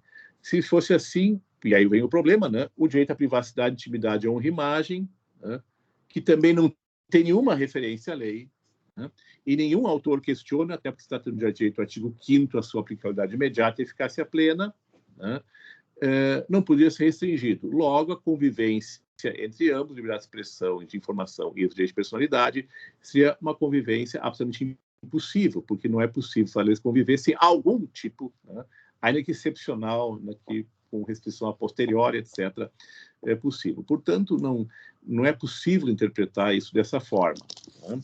Mas essa interpretação passou a ser feita em muitos casos, né? Então, é por isso que esses cuidados são necessários na exegese. Também é diferente tratar da aplicabilidade imediata das normas de direitos fundamentais a depender do ator que a leva a efeito. A aplicabilidade imediata das normas de direitos fundamentais para o legislador significa uma coisa, para o Poder Executivo significa outra coisa, e para o Poder Judiciário significa ainda outra coisa. A aplicabilidade imediata só deve ser dada aos direitos fundamentais por todos eles, né, porque são vinculados diretamente aos direitos fundamentais da Constituição, né, mas, evidentemente, levando em conta, né, as peculiaridades e as limitações funcionais de cada órgão, poder, portanto, estatal. Então, é evidente que, quando se fala em aplicabilidade imediata, a regra da aplicabilidade imediata ela é muito mais voltada, ela é muito mais fortemente voltada ao juiz do que ao Poder Executivo e ao Poder Legislativo. Ao passo que o princípio da maximização da eficácia e atividade, né, esse sim vincula de forma plena, igualmente, nesse sentido, todos os poderes constituídos, ainda que, evidentemente, possam exercê-lo um pela lei, outro pela decisão judicial, outro, evidentemente, por atos administrativos, né, de mais diversa natureza. Mas, na aplicabilidade imediata, nós temos diferenças importantes, porque, na verdade, o legislador, tecnicamente, não aplica direitos fundamentais, ele concretiza o programa constitucional, por isso ele tem liberdade de confirmação. Então, na verdade, é uma aplicação, concretização com essa peculiaridade. Para todos também concretiza, mas, no caso do legislador, o que ele acaba fazendo e deve fazer é isso, né? No caso do Poder Executivo, nós sabemos que o Poder Executivo, como regra, né, claro que existem exceções, existem teorias sobre isso, né, ele não faz controle de constitucionalidade, porque está jungido ao princípio e dever de legalidade, né? Ele não faz ponderação, em regra, né, por colisões de direitos, né? Então, na verdade, a aplicação imediata para o Executivo significa basicamente levar em conta, né, nos limites, evidentemente, da discricionalidade vinculada, não vinculada, administrativa, né, os parâmetros materiais, digamos assim, das normas de direitos fundamentais e, nesse espaço, né, levar a efeito seu dever de maximização dessa eficácia e efetividade. Então, ele não é um aplicador direto da Constituição, neste sentido, né, o Poder Executivo. Nesse sentido, é claro. Porque só por via de exceção, em algumas hipóteses, né, se admite que o Executivo faça um tipo de controle de constitucionalidade. Né? Senão, cada fiscal de trânsito poderia, né, ponderando, chegar ao ponto de dizer, olha, não, o Procurador do Estado de São Paulo, né, afinal de contas, só anda de Ferrari, assim por diante, né, ele deve levar uma multa muito maior, né, do que o procurador do Estado de Porto Alegre, do Rio Grande do Sul, né, que é um Estado falido, né, e que, mal e porcamente, recebe um salário, né, e só pode andar de Fusca, né, no máximo aí com uma variante que não seja a Delta. Né. Portanto, esse não merece, não tem como aplicar uma multa de e a multa fixada na legislação é muito alta, R$200 é muito para ele, vamos fixar em R$50. Quando estou ponderando aqui uma série de questões. Estou exagerando, mas nós sabemos que ele não pode fazer isso, nem fiscal de tributos pode fazer isso, né? E assim por diante, a regra não é essa. Né? Então, é claro que a aplicabilidade imediata das normas fundamentais para o Poder Executivo e seus órgãos, né, é sempre uma aplicabilidade imediata da Constituição, mediada, né, fortemente pelo princípio e dever da legalidade estrita. Né? O juiz, por sua vez, ele está vinculado, evidentemente, não só à legalidade, ele é vinculado à Constituição, ao direito como um todo, né?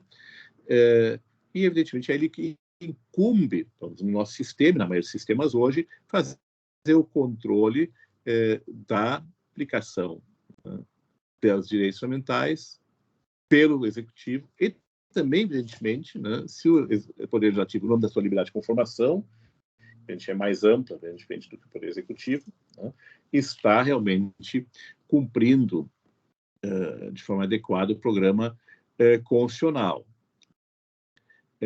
É claro que isso gera aquele velho dilema de controle de constitucionalidade, os limites do controle de constitucionalidade, mas que se percebe que o juiz, sim, esse é o destinatário pleno, imediato, dessa regra da aplicabilidade imediata. É ele que vai extrair da norma, ao fim e ao cabo, né, como for procurado, essa eficácia. E, portanto, talvez também a eficácia social que ela pode ou deveria ter em cada caso. Então, isso tudo tem que ser colocado nesse contexto, né? A aplicabilidade imediata, embora direcionada a todos os poderes estatais, não significa a mesma coisa, né, para cada poder, para cada órgão, função estatal. Né? Da mesma forma, a vinculação direta dos órgãos estatais, né, ela é uma vinculação que deveria ser, né, pelo menos, sem lacunas, né, que também recorre ao nosso querido clássico, né, já octogenário, o professor Canottillo vai fazer 80 anos agora, aliás, já fez recentemente 80 anos, né, quando sustentam a vinculação isenta de lacunas, né, dos poderes públicos aos direitos fundamentais, portanto, isenta de lacunas tanto em relação à função estatal, aos órgãos estatais, aos agentes estatais e aos atos, né, omissões praticadas por esses agentes do poder público. Né? Nesse sentido, é uma vinculação geral, né, e sem lacunas, né, do poder público aos direitos fundamentais. Né? E, é claro, nós temos aqui, repito, o dilema de como isso depois se comporta na prática. E é evidente que nós temos aí as questões que surgem com relação, afinal de contas, quando se trata de direitos fundamentais, na sua dimensão negativa, até onde se pode ir no reconhecimento do direito subjetivo negativo e até onde pode ir no que tange às suas possíveis limitações, restrições. Da mesma forma, se coloca, no caso dos direitos a prestações, até onde se pode ir, né, especialmente no reconhecimento de um direito subjetivo a prestações materiais ou a prestações normativas, né, especialmente quando se entende que é de se acessar o Poder Judiciário, porque aparentemente, né, há uma disfunção, há um cumprimento do direito fundamental do seu comando normativo pelo Legislativo, pelo Executivo, né? Ou pelo próprio Poder Judiciário, quando se recorre, então, em função disso, né, uma suposta aplicação equivocada de um direito fundamental à instância superior. É claro que aí surgem outras questões, né, que são as objeções ao reconhecimento de direitos subjetivos, né? Aí a gente entra numa esfera, digamos assim, da efetivação, né, das normas de direitos fundamentais, que é a conversão, portanto, desse discurso, dessa moldura em um discurso concreto, né, no que tange essa interface entre eficácia e aplicabilidade, né, com a interface da efetividade. Em outras palavras, usando aqui também o professor Barroso, né, o plano do dever ser, eficácia jurídica e aplicabilidade, e o plano do ser, né, eficácia social, como diz José Afonso da Silva, ou efetividade, como prefere o José Afonso, o professor Barroso, o ministro Barroso e outros autores, né? Mas, no fim, ao cabo, aqui querem dizer a mesma coisa, né? Mas isso já abria agora um outro capítulo, né? E também ali eu não teria condições sequer de, no meu sentido, abordar isso minimamente, né? Eu prefiro, então, abrir aqui para algumas questões, né? Eu também peço vênia, porque eu teria que encerrar às 12h10, 5 minutinhos antes, tá? Peço essa licença, gente, porque eu fiz o encaixe e realmente eu transferi 2 compromissos para sexta de manhã que eu tenho para encaixar essa aula, né? E eu consegui transferir um para as 12h30, tá? Eu preciso me deslocar para chegar lá em tempo. Tudo bem, professor. E antes a reunião da comissão de concurso lá, porque, na verdade, o pessoal queria começar um pouquinho mais tarde, aí forcei todo mundo a começar às 8 horas a reunião da comissão de concurso, porque eu disse, eu tenho uma aula na PGE de São Paulo, né? Então, mas teríamos aqui uns 15, 20 minutinhos, né? Se alguém quiser, Patrícia, Cristiane, ou mesmo outros colegas quiserem aí criticar, xingar, suplementar, ou até mesmo, eventualmente, até perguntar. Professor, eu agradeço a aula, excelente exposição, foi ótimo que deu certo, a gente conseguiu acertar com a sua agenda no nosso curso. A sua visão da interpretação da aplicabilidade imediata do parágrafo 1º do artigo 5º está no livro aqui, que eu recomendo também para toda a turma. Eu concordo integralmente com essa visão, não tem como achar que a ideia de aplicabilidade imediata, o regime dos direitos fundamentais é distinto das outras normas constitucionais, né? A gente não tem como negar. O senhor falou do professor Virgílio também, ele vai dar uma aula no nosso curso também em breve sobre restrição dos direitos fundamentais. O professor Dimitri também tem esse livro que o professor mencionou, eu acho que é interessante, os alunos também ele também vai dar aula, o professor Leonardo Martins, nós teremos vários desses professores aqui no nosso curso. Mas, bom, eu estou vendo que a gente tem uma pergunta do Marcos, eu vou passar para ele. Marcos, se quiser abrir o microfone, e depois a Patrícia também, se quiser uma consideração. Perfeito. Professor Igor, tudo bem com o senhor? Tudo bem, prazer. É uma honra estar aqui com o senhor, conversando com o senhor. Eu conheci o senhor através dessa obra aqui, né? Princípio da Dignidade da Pessoa Humana e os Direitos Fundamentais. Essa obra eu recomendo também para todos, nós estamos falando da eficácia também dos direitos fundamentais, mas essas obras, e o senhor teve um papel muito importante na minha vida acadêmica, né? No meu mestrado, e eu não prossegui com o doutorado, porque eu moro aqui no fundo do estado de São Paulo, quase Mato Grosso, e aqui nós não temos faculdades que oferecem esse curso. Mas eu sou professor de Direitos Humanos também da Academia de Polícia, e o senhor é constante, os ensinamentos do senhor, e tudo que eu aprendi nos seus livros, eu transfiro isso para os policiais que estão no curso de formação, e também para os policiais que estão nos cursos de especialização. Então, muito obrigado, é uma honra para mim estar aqui conversando com o senhor a esse respeito. Eu só uma pergunta rápida, professor, porque nós vivemos num país de profunda desigualdade, não é? Um país muito pobre, a educação é precária, a habitação é precária, a saúde é precária. E nós temos aí os princípios constitucionais, as regras que determinam a aplicação imediata, é uma coisa maravilhosa. Mas me dá a impressão que nós temos no nosso país o cidadão de papel, que é um abismo enorme, uma diferença enorme entre o cidadão reconhecido na nossa Constituição, que o Ulisses Guimarães falou que é aquele que bebe, que sabe, que come, que mora, né, quando ele promulgou, no ato da promulgação da Constituição, e a situação do Brasil hoje, né? São 12 anos, 33 anos da nossa Constituição Federal, e nós não avançamos muito nisso. Muito pelo contrário, né? Nos direitos sociais, eu acho que nós retrocedemos, porque tem a lei de responsabilidade fiscal, que impede até a aplicação de recursos além do orçamento e pune até o administrador público. E nesse papel, né, do Estado Social, houve uma alteração profunda aí da separação dos poderes, né? Porque o Estado Social trouxe novas competências, né, para o Poder Judiciário, trazendo novos limites aí à teoria da separação dos poderes, trazendo a judicialização da política, e hoje se fala muito do ativismo judicial, né, e até da supremocracia, da ministrocracia. Mas eu acho fundamental a participação do Supremo Tribunal Federal nesse processo, reconhecendo os direitos sociais.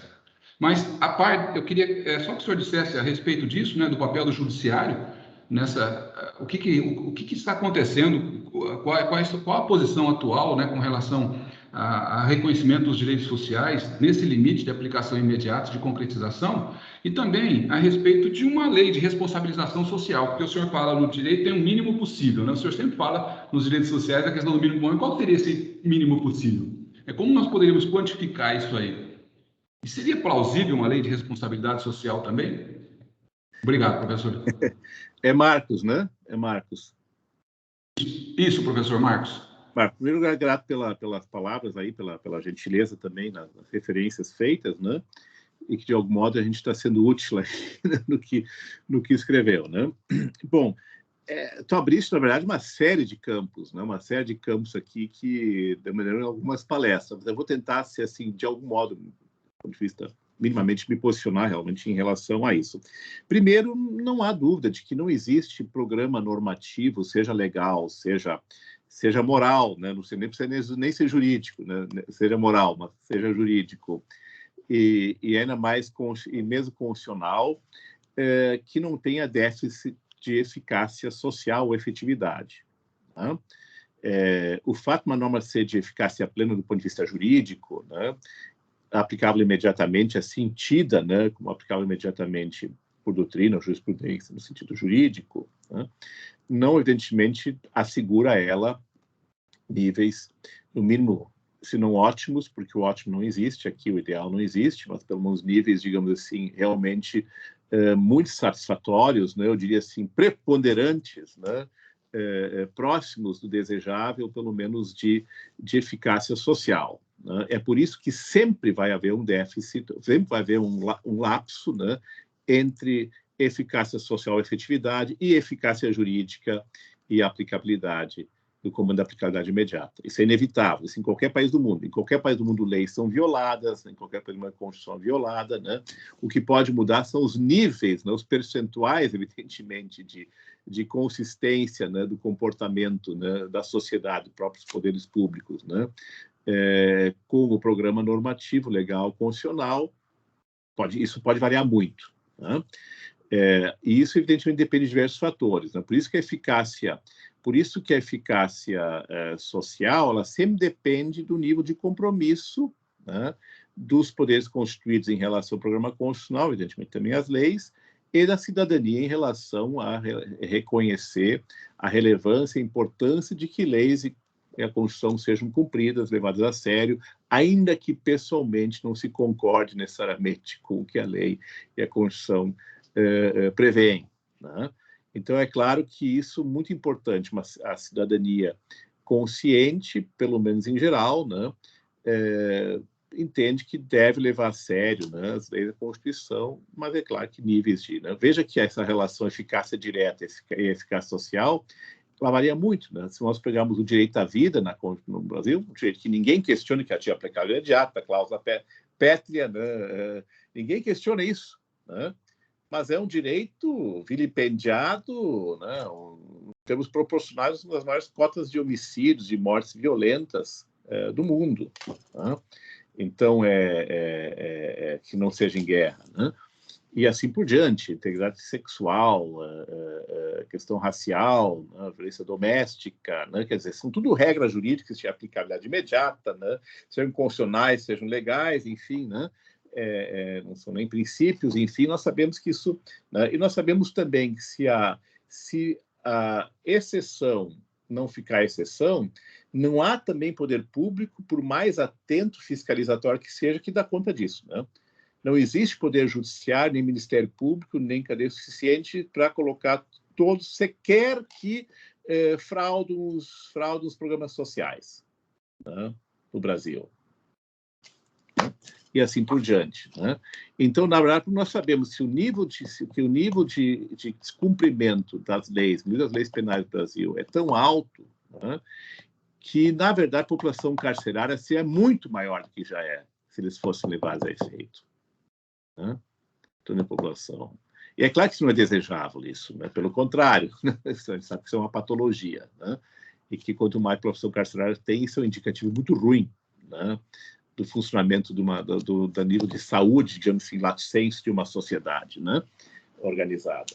Né? Então, eu não estou pregando aqui que se coloca na câmera, pelo contrário, isso é um índice ruim. Né? Isso é um índice ruim, né? Verdade. Bom, então, o que se faz? Bom, gente, o que se faz não tem solução milagrosa. O que se faz, na verdade, é tentar embutir consciência e respeito, né, a esses programas normativos de que realmente cada poder público, cada agente público e cada cidadão faça a sua parte nesse sentido. Né? Tem muito o que fazer. Né? E aparelhar os poderes públicos, né, evidentemente, são responsáveis, ao fim e ao cabo, pelo controle, fiscalização, e até mesmo sancionamento, né, claro, quando necessário, dos instrumentos realmente necessários, efetivos, para poder maximizar realmente essa realização desses direitos, né, da cidadania, e minimizar, evidentemente, aqui as exceções, para que elas não sigam sendo até, em alguns casos, a regra, nem sequer a exceção. Né? Então, não adianta muito, né? E é claro que isso também, novamente, depende de outros fatores culturais, né, com certeza. Né? Referir-se à educação depende claramente de nível de saúde de global da população, depende claramente de nível de qualidade da educação, da formação cívica, da formação para a cidadania. Né? Nós sabemos que educação quase meramente formal, né? Levando em conta o número de analfabetos funcionais que o Brasil tem, né? Gente, existem analfabetos funcionais e não poucos formados em faculdades. Tá? O número de analfabetos funcionais formados em universidades brasileiras não é baixo. Tá? Então, é gente que sai da faculdade sem conseguir concatenar um texto, tá? Uma ideia, às vezes, de forma decente. Tá? Não é baixo esse número. Tá? De bacharéis. Tá? Então, nós sabemos, sabemos disso. Né? Então, é claro que essas estruturas e a manutenção desse tipo de modelo, ele evidentemente elimina, né? Elimina muito as possibilidades de avanço aqui. Né? E é claro, eu diria assim, ainda assim surpreende que nós temos avanços, né? Porque, felizmente, temos um conjunto de atores que leva a sério isso e busca os seus diferentes papéis fazer o melhor possível. Né? Seja os procuradores defendendo o interesse público, não necessariamente do Estado, stricto sensu, mas o interesse público, né? Seja o Ministério Público, seja juízes também, que podem se equivocar, mas a maioria são bem intencionados, pelo menos na sua ótica de aplicar bem o direito, mas também com grandes limitações, como sabemos, de tempo, de estrutura, de processo, enfim, né? Que também, obviamente, dificulta isso. Bom, isso é um ponto. Né? O outro ponto com relação à lei de responsabilidade social, evidente também uma necessidade de interpretação proporcional, né? Arrazoada, digamos assim, da lei de responsabilidade fiscal. Esses dias, novamente, para o TSE, a Justiça Eleitoral vai ser 65% com o pessoal, com salário e assim por diante. Bom, e tem que ser diferente, porque a função dele basicamente é fiscalizar, normatizar e assim por diante. Para isso tem que ter pessoal qualificado e assim por diante. Quer dizer, a questão não é necessariamente o percentual, a questão é se aquele percentual, né, assegura, naquele contexto, que aquele órgão consiga dar conta com eficácia da sua função constitucional e social, de promover aqueles direitos. Né?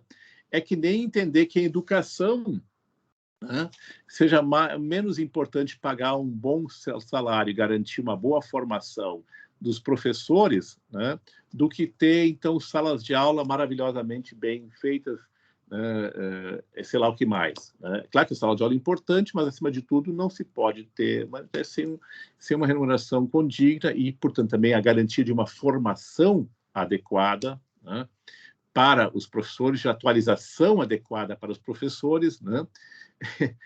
De ter à disposição metodologias adequadas. Agora é a pandemia que gerou. Né? Então, nós temos professores que não tinham computador. Pega um professor mal remunerado das periferias, né? Especialmente no interior. Né? Não tinha nem o aluno, nem o professor, nem internet, nem computador adequado. Quer dizer, olha só o que nós tivemos de perda no Brasil, de perda assim, lamentável no Brasil, pela falta de acesso à internet de qualidade, né, e de recursos de informática de mínima qualidade, que nem são tão caros assim, né, comparativamente com uma sala de aula, com um prédio, assim por diante, né, especialmente para o ensino público. Né. Nós tivemos um déficit de meio a um ano, ou até um ano e meio, gente, na média de um ano de gente que ficou fora da escola, gente.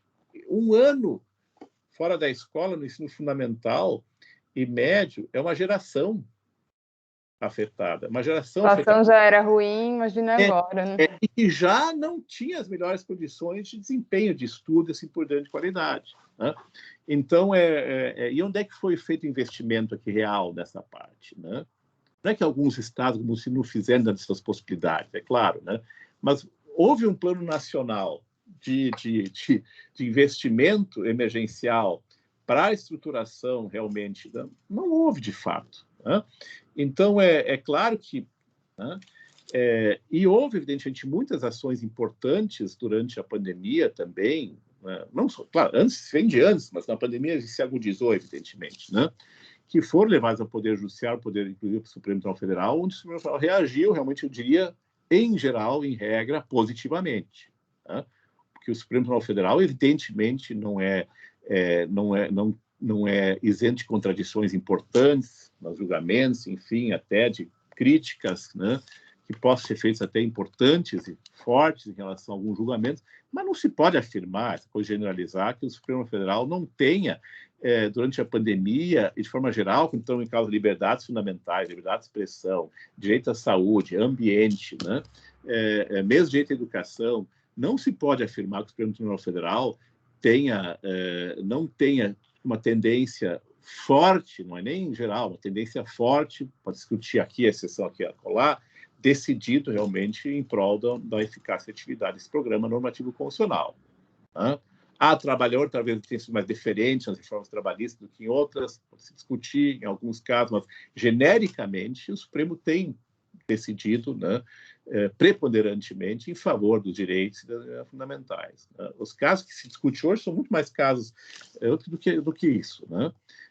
Então, também não se pode esquecer isso. Mas, evidentemente, que decisão judicial, por mais poder que tenha o órgão que a profere, né, ela não é dona como já dizia um federalista, né, o judiciário não tem nem as armas, não tem nem a espada, né, e nem tem o tesouro, nem tem o cofre. Né?